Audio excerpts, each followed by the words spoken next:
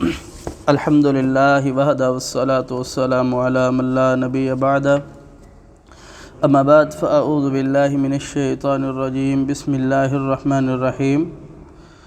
قال الله تبارك وتعالى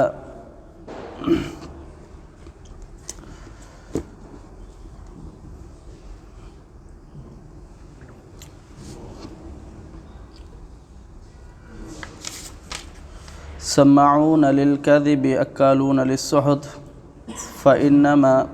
فإن جاءوك فاحكم بينهم أو أعرض عنهم وإن تعرض عنهم فلن يضروك شيئا وإن حكمت فاحكم بينهم بالقسط إن الله يحب المقسطين۔ سماعون للكذب بہت سننے والے ہیں جھوٹ کو، اکالون للسحت اور خوب کھانے والے ہیں، بہت کھانے والے ہیں حرام کو۔ فَإِن جَاءُوكَ پس اگر وہ آئیں آپ کے پاس، فَحْكُم بَيْنَهُمْ کہ وہ آپ کو کہیں، آپ ان کے درمیان فیصلہ کرے، او اعرض عنہم آپ ان سے منہ پھیر لے، وَإِن تُعْرِضْ عنہم فلن یضروک شیئا یہ آپ کو کچھ نہیں کر سکتے، کچھ نہیں بگاڑ سکتے اگر آپ ان سے منہ پھیر لیں۔ وَإِنْ حَكَمْتَ اگر آپ ان کے درمیان فیصلہ کرے، فَحْكُم بَيْنَهُمْ بِالْقِسْطِ تو آپ ان کے درمیان فیصلہ انصاف سے کرے۔ إِنَّ اللَّهَ يُحِبُّ الْمُقْسِطِينَ اللہ رب العالمین انصاف کرنے والا ہے، انصاف کو پسند کرنے والا ہے۔ اس آیات مبارکہ میں دو خصلتیں یہود کی اور بیان کی گئی ہے، ان کی مذمت کو بیان کیا گیا ہے کہ یہ جھوٹ کو سنتے تھے، جھوٹ کو اس طرح سنتے تھے کہ پیارے حبیب پیغمبر علیہ السلام کی محافل میں آتے بیٹھتے، اسلام کا نام لیتے کہ ہم مسلمان ہیں، پھر جو چیزیں یہاں سے سن کر کے پھر اسے جا کر کے توڑ مروڑ کر کے اپنی زبانوں کے اندر اپنی جو ان کی خواہشات تھی اس کے مطابق بیان کرتے۔ بھئی دین تو یہ کہتا ہے، اسلام تو یہ کہتا ہے، پیارے حبیب پیغمبر علیہ السلام کی تعلیمات تو یہ ہے، یعنی اسے اس طرح پیش کرتے کہ جیسے کسی چیز کو معیوب کر کے پیش کیا جائے،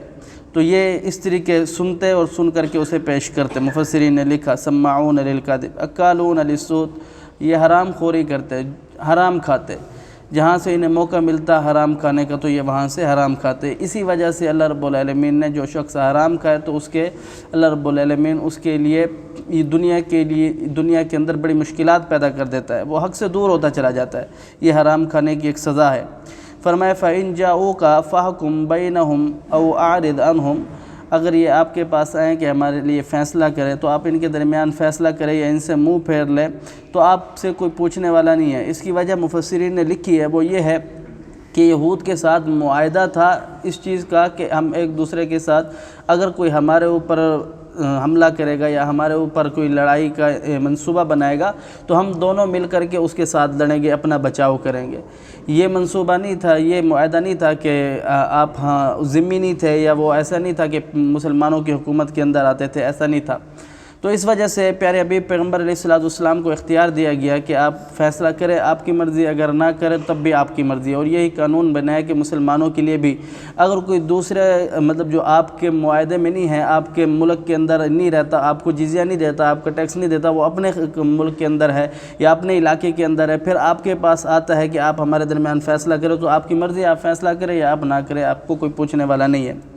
پیارے حبیب پیغمبر علیہ السلام کو بھی یہی اختیار دیا گیا اور فرمایا کہ آپ اگر فیصلہ کریں تو ان کے درمیان انصاف کے ساتھ فیصلہ کریں۔ کیوں کہ اللہ رب العالمین انصاف کو پسند کرنے والا ہے، ان کی جو اعمال بد ہے وہ ان کا نتیجہ ہے، لیکن آپ انصاف کے ساتھ فیصلہ کریں۔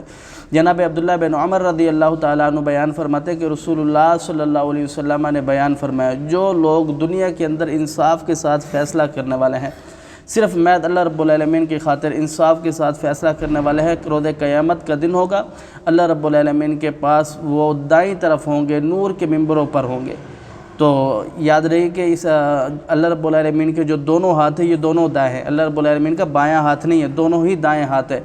تو نور کے ممبروں پر ہوں گے۔ اور فرمایا کہ یہ وہ لوگ ہوں گے جو اپنے اہل و عیال کے درمیان فیصلہ کرتے تو انصاف کے ساتھ کرتے، اگر اپنے دوستوں اور دشمنوں کے درمیان فیصلہ کرتے تو انصاف کے ساتھ کرتے، اور جن کے وہ والی ہیں جو لوگ ان کے ماتحت ہیں ان کے درمیان یہ فیصلہ کرتے تو یہ انصاف کے ساتھ فیصلہ کرتا ہے۔ یہ ان لوگوں کے لیے ہے کہ روز قیامت ان کو یہ اعزاز دیا جائے گا، انعام دیا جائے گا کہ وہ اللہ رب العالمین کی دائیں جانب ہوں گے اور نور کے ممبروں پر ہوں گے۔ اللہ سمجھنے عمل کی توفیق دے۔ اقول قولی ھذا استغفر اللہ لی ولکم ولسائر المسلمین۔